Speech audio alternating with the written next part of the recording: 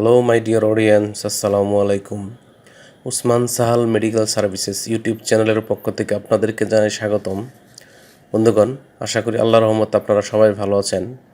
আজকের ভিডিওতে আমি আপনাদের সাথে মেরুদণ্ডে ব্যথা, কোমর ব্যথা, ঘাড় ব্যথা, পিঠে ব্যথা ইত্যাদি ব্যথা সমাধানে অত্যন্ত কার্যকর একটি মেডিসিন এবং মেডিসিনটির নাম, দাম, গ্রুপ বা জেনেরিক নাম, প্রস্তুতকারক কোম্পানির নাম, খাওয়ার নিয়ম, এর সাইড এফেক্টস বা পার্শ্ব প্রতিক্রিয়া সম্পর্কে আলোচনা করব।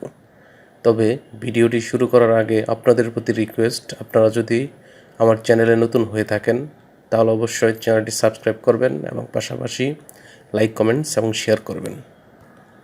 বন্ধুগণ, আমাদের মানবদেহে বিভিন্ন সময়ে বিভিন্ন ধরনের ব্যথা, বিশেষ করে মেরুদণ্ডে ব্যথা, কোমর ব্যথা, পিঠে ব্যথা, ঘাড় ব্যথা ইত্যাদি ব্যথায় কষ্ট পেয়ে থাকি। এইসব ব্যথার সমাধানে বিশেষজ্ঞ ডাক্তারগণ বা রেজিস্টার্ড চিকিৎসকগণ যে ঔষধটির কথা বলে থাকেন বা তাদের পরামর্শপত্রে লিখে থাকেন তার নাম হলো নেসো ট্যাবলেট। এটির গ্রুপ বা জেনেরিক নাম হলো নেপ্রোক্সেন সোডিয়াম এবং ইসোমিপ্রাজল ম্যাগনেসিয়াম। এটির উৎপাদনকারী প্রতিষ্ঠানের নাম হচ্ছে অ্যারিস্টো ফার্মা লিমিটেড। নেসো ট্যাবলেট যেটির মাত্রা 375 মিলিগ্রাম, সেটির প্রতি পিসের দাম 13 টাকা এবং যেটির মাত্রা 500 মিলিগ্রাম, সেটির প্রতি পিসের দাম 15 টাকা। এই ট্যাবলেটটি খাওয়ার নিয়ম হচ্ছে যাদের ওজন 30 কেজির ঊর্ধ্বে এবং 50 কেজির নিচে তারা 375 মিলিগ্রামের ট্যাবলেট একটি করে দিনে 2 বার সেবন করতে পারবে এবং যাদের ওজন 50 কেজির ঊর্ধ্বে তারা 375 মিলিগ্রাম বা 500 মিলিগ্রামের একটি করে ট্যাবলেট দিনে 2 বার সেবন করতে পারবে।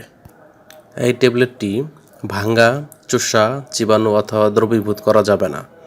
ইহা খাবার অন্তত 30 মিনিট পূর্বে সেবন করতে হবে বা খেতে হবে।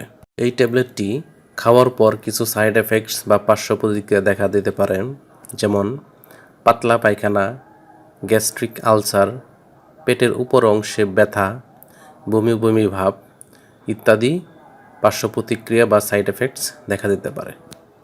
গর্ভাবস্থা এবং স্তন্যদানকালীন সময়ে এই ট্যাবলেটটি ব্যবহার বা এই ট্যাবলেটটি সেবন করা উচিত নয়।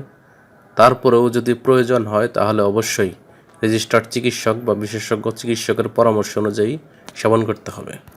এই ঔষধটি 30 ডিগ্রি সেন্টিগ্রেড তাপমাত্রার নিচে, আলো ও আর্দ্রতা থেকে দূরে, ঠান্ডা এবং শুষ্ক স্থানে রাখতে হবে এবং সকল প্রকার ঔষধ শিশুদের হাতের নাগালের বাইরে রাখতে হবে। এবং একই সাথে সকল ঔষধ ক্রয়ের পূর্বে অবশ্যই ঔষধের উৎপাদন তারিখ এবং মেয়াদ উত্তীর্ণ তারিখ দেখে নিতে হবে। ধন্যবাদ।